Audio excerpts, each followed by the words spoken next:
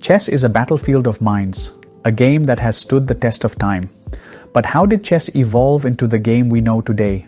Who transformed it from wild, swashbuckling attacks into a methodical science?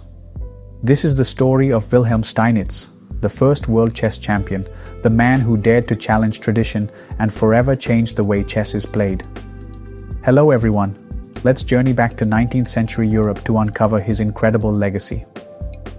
Wilhelm Steinitz was born on May 14, 1836 in Prague, a city teeming with history and culture. He was the youngest of 13 children in a modest Jewish family. Imagine the challenges of growing up in a crowded household during the Austrian Empire's reign: little money, limited resources. Yet, young Wilhelm had something that set him apart: a sharp mind and an unrelenting curiosity. Wilhelm learned chess at the age of 12, but took it seriously much later in life. Steinitz's early education emphasized on Talmud and soon shifted to logic and mathematics, which later influenced his approach to chess.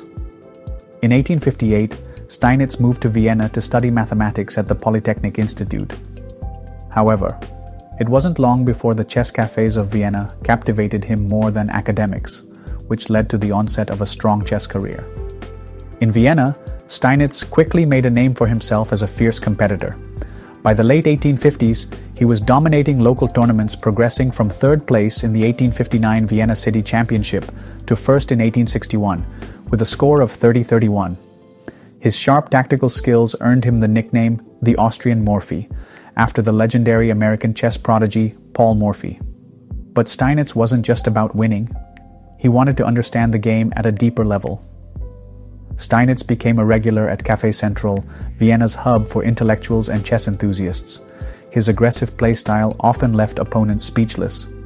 One famous story tells of Steinitz humiliating an older player who angrily exclaimed, "You play like a madman."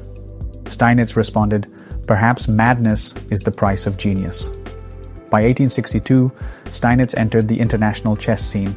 He was sent to represent Austria in the London 1862 chess tournament.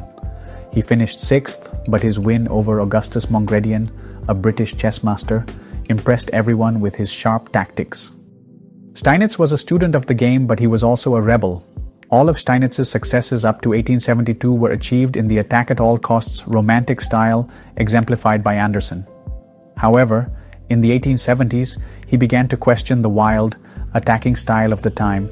He emphasized a slower, more strategic approach, focusing on controlling the center, maintaining strong pawn structures, and defending when necessary. These ideas were considered revolutionary and even absurd back then.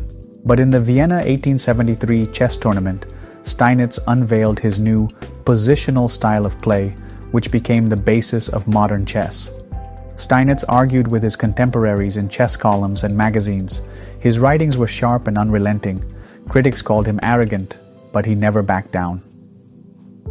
He famously said, "A well-defended position is impregnable to even the fiercest attacks," a concept that was unheard of during the Romantic era of chess.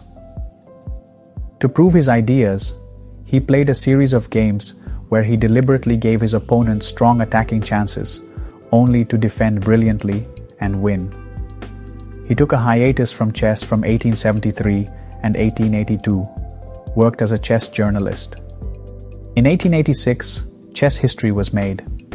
Wilhelm Steinitz faced Johannes Zukertort in what would be recognized as the first official World Chess Championship. The match was held in 3 locations: New York, St. Louis, and New Orleans, and attracted worldwide attention. The match began with Zukertort taking an early lead, winning 4 of the first 5 games.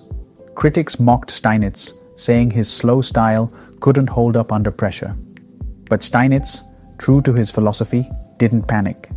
He clawed back with precise, methodical play, eventually crushing Zukertort 12.5 to 7.5. 10 wins, 5 draws, 5 losses. After the match, Steinitz said, "Tactics may win battles, but strategy wins wars." For 8 years, Steinitz reigned as world champion, defending his title twice. But in 1894, he met his match in Emanuel Lasker, a young and dynamic challenger. Lasker defeated Steinitz convincingly, marking the end of an era. Despite losing his title, Steinitz remained a towering figure in chess. After losing the championship, Steinitz's mental health began to deteriorate. He spent his final years in poverty, occasionally playing chess in cafes to earn a living. In one of his last interviews, Steinitz claimed he had played chess with God in his dreams and won. This statement became both a symbol of his confidence and his declining mental state. Today, Wilhelm Steinitz is remembered as the father of modern chess. His teachings laid the groundwork for the positional play we see in every game, from beginner matches to world championship battles. Steinitz showed the world that chess is more than a game. It's a science, an art, and a testament to the human mind's ability to innovate. Steinitz's influence can be seen in the games of Capablanca, Fischer, Kasparov, and Carlsen. It was the third world champion Capablanca who summarized Steinitz best. It was Steinitz who was the first to establish the basic principles of general chess strategy. He was a pioneer and one of the most profound researchers into the truth of the game, which was hidden from his contemporaries. It is for his amazing accomplishments over the board, his original and groundbreaking ideas about positional play, and the fact that he was the first official world champion that Steinitz will always be remembered as the outstanding chess legend that he is. His concepts, once mocked, are now taught to every aspiring chess player.